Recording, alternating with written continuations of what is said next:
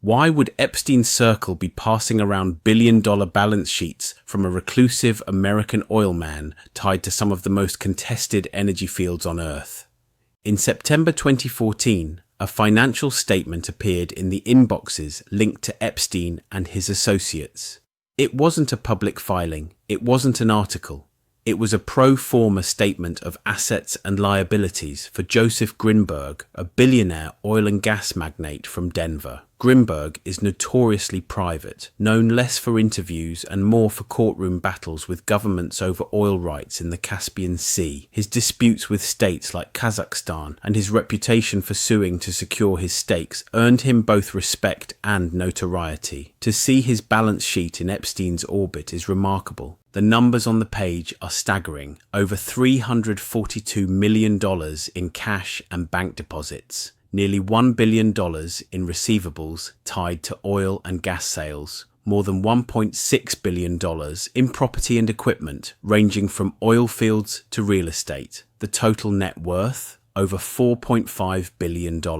These weren't guesses, they were internal numbers. The statement was clearly designed for accountants and insiders, not the public. Yet here it was, circulating in the files of Epstein's closest political partner. The timing is telling too.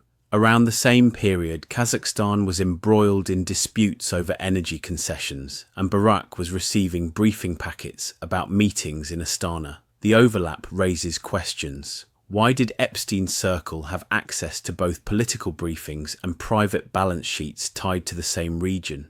In a world where information is leverage, possession of Grynberg's private assets wasn't just trivia, it was potential power.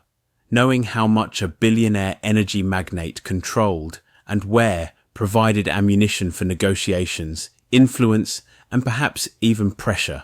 For Epstein, who thrived on leverage, this kind of document was gold.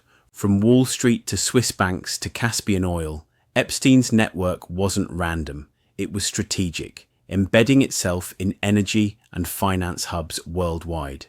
In Part 5, we'll see how the same pattern extended into Africa, with Chinese-backed telecom infrastructure building surveillance corridors across a continent. This is Sheppard Lens Media. Independent, unfiltered, human.